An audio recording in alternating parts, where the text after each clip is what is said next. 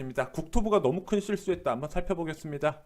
자, 11월 6일에 발표된 민간택지 분양가 상한제 이거와 추가로 조정대상 지역 해제 지역이 발표됐습니다. 경기도 고양시와 남양주 그리고 부산 3개구인 수영구, 동래구, 해운대구가 조정대상 지역에서 해제가 됐습니다. 물론 이 지역들 중에서도 신규 특지 개발지구가 몰려있는 곳은 제외가 됐습니다. 대표적으로 별내동, 다산동, 그리고 삼송, 지축, 향동 등이 여기에 포함이 돼 있겠습니다. 자, 이 지역을 왜 해제했냐? 국토부의 근거를 보면은 최근 2년간 약세를 보인 지역입니다. 자, 2년 동안 약세를 보여서 집값이 고점 대비 얼마나 떨어졌냐? 한 10에서 20% 정도 하락했다 이렇게 보는 부분이죠.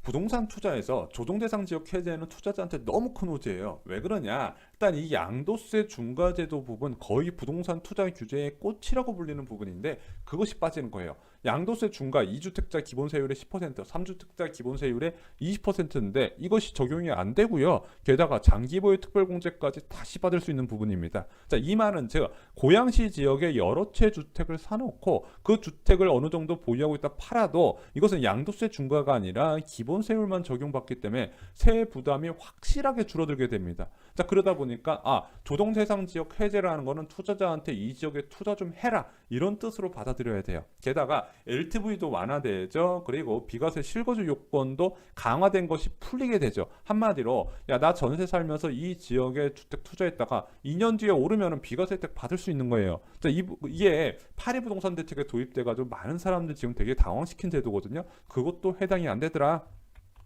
자, 그러다 보니까 이 지역에 투자를 하려고 고민했던 사람들 분명히 있거든요. 왜 그러냐? 다른 지역 다 오르고 이 지역만 안 올랐어요. 부산 같은 지역도 다른 지금 특별시 지역, 다른 광역시 지역이 집값이 계속해서 오르고 있는 상황에서 부산만 억제됐던 부분이 한꺼번에 빵 터질 염려가 지금 굉장히 크게 작용하는 부분인데 이건 너무 강력한 규제를 쉽게 풀었다 이런 느낌을 지울 수가 없는 거예요.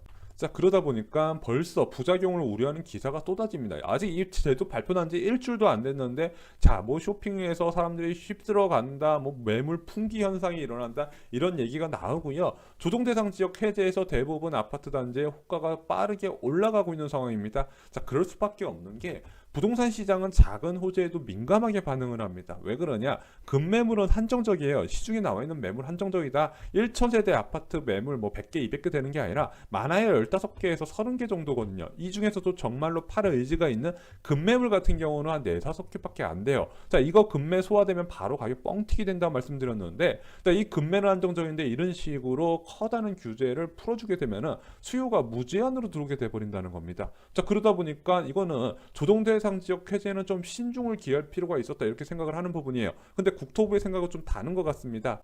그래서 국토부 생각은 좀 이런 것 같습니다. 자, 우리의 규제책이 잘 먹히고 있어서 이 세 개 지역에서 집값을 약세로 보이고 있더라. 자, 그래서 우리가 이 규제를 풀어주면서 좀 숨통을 틔워줄 필요가 있지 않냐 이렇게 보는 부분인 것 같은데 실제 현장에서 실제 이 지역의 집값을 약세를 보이는 이유는 입주 물량이 너무 많았기 때문에 전세 가격이 떨어지고 아무래도 자금 여력이 적은 갭투자자가 많은 지역에서 전세값 하락은 아무래도 매매가 하락으로 이어질 수밖에 없다. 왜 그러냐? 급매물이 많기 때문에 그만큼 가격을 끌어내렸던 부분이에요. 자, 그런데 이 입주 물량이 공교롭게도 2019년에 최대치를 찍어요. 자, 서울 서구, 동구, 일산 동구하고 고양시, 덕양구까지 합쳐서 대략 봐도 1만 2천 가구인데 여기에 주거용 오피스까지 합쳐서 거의 2만 가구 가까이 올해 입주를 합니다. 남양주시도 1만 가구가 넘죠. 근데 이게 내년만 되면 어떻게 된다?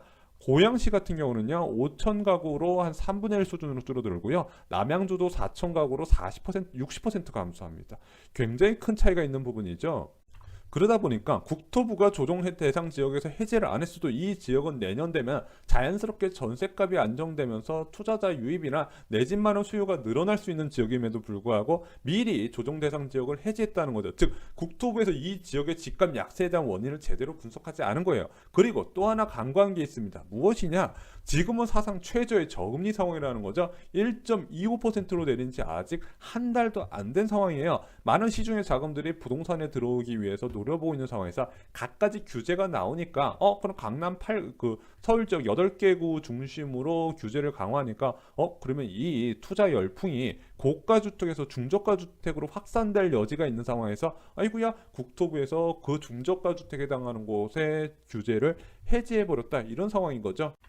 게다가 지금 언론이 국토부를 표적으로 삼은 상황이에요. 자, 언론들은 국토부의 부동산 규제를 굉장히 부정적으로 보고 그 중심이 되는 김영민 장관에 대해서 많은 공격을 하고 있는 상황인데, 자, 지금 같은 상황에서는 언론의 힘만으로도 그 지역의 급등을 만들 수 있어요. 부동산에서 가장 중요한 건 심리적인 효과인데, 저금리 기조에 투자처를 찾지 못하는 많은 유동자금, 자, 전 서울이 아니라 전국에 있는 투자자들이 그 조정 대상 지역 해제된 곳을 노릴 수 있는 상황을 언론의 힘만으로도 만들 수 있는 부분이라고 보는 거예요. 그러면은 집값이 오르면요, 오른다고 욕먹고요, 올라가지고 다시 조정 대상 지역에 포함시키면은 생각 없이 규제에 왔다 갔다 한다고 또 욕먹을 상황이에요. 게다가 이 사람 지금 이제 선거까지 앞두고 있는 분이잖아요. 그럼 선거를 앞두고 자기 지역의 지역구의 조정 대상 지역을 다시 포함시키는 상황까지 되더라. 자기 무덤을 스스로 팠다고 보는 거죠.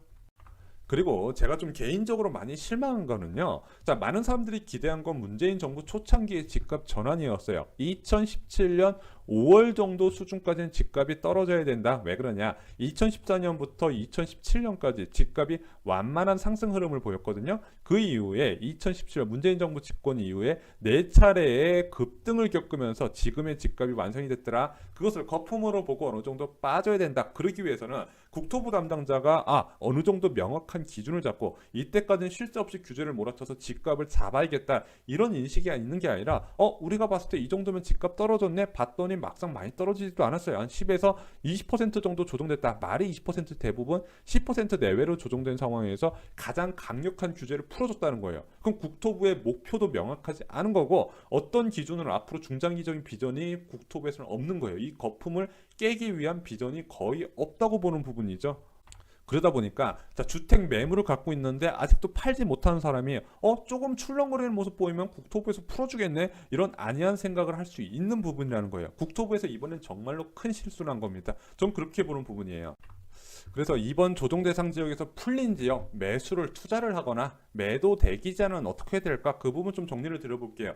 일단은 매수자 입장에서, 나 투자자 입장에서는 자, 이 지역 투자할까 말까 고민하실 때 일단은 이 조정 대상 지역에서 풀린 시점 이전의 금액으로 매수하는 건 사실상 불가능해요. 근데 그 금액에 누가 팔겠다 사시면 돼요. 그리고 한 500에서 1000만 더 붙일게, 그 정도도 전 좋다고 봐요. 그런데 만약에 매물이 빠르게 걷어들이고 가격이 너무 급등해서 자, 이 금액까지 줘야 되나 싶으면 일단은 피하시는 게 낫다고 봐요. 왜냐하면 그 급등이 계속 지속이 되면 결국엔 조정 대상 지역으로 다시 묶일 가능성이 있더라. 그거 묶여버리면은 이거 조정 대상 지역 풀린 거 감안하고 들어간 게 말짱 도루묵이 되기 때문에 자, 이것은요 되게 방망이를 짧게 잡으셔야 된다고 생각을 합니다. 그래서 제일 좋은 거는 내가 지금 있는 기존 가격에 1, 2천만 원 더 붙이고 산 다음에 10에서 15%로 상승하고 거기서 유지되는 게 제일 좋아요.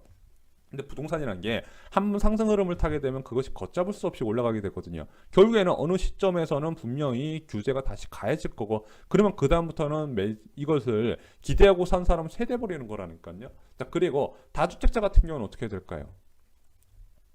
적당한 시점에서 팔고 나오셔야 됩니다. 자, 만약에 지금 당장 팔라는 건 아니에요. 한동안 이 지역이 들썩들썩 할 겁니다. 그 들썩들썩한 가격에 내가 원하는 가격 어느 정도, 아마 이 지역의 최고 가격이 그 전에 형성된 게 아마 실거래가 보시면 이해가 되실 거예요. 그 시점에서 팔고 나오시는 게 좋을 거다. 왜 그러냐? 그걸 치고 올라가게 되면 언론에서 집중 포화를 받기 때문에 국토부에서 다시 규제를 들어갈 상황. 그러면 다주택자는 내가 팔고 싶어도 다시 못 팔아요. 왜냐? 양도세 중과제도에 묶여서. 그렇기 때문에 적당한 시점에서 팔고 나오셔라. 너무 많은 욕심을 부리지 마셔라. 이렇게 말씀을 드리고 싶습니다.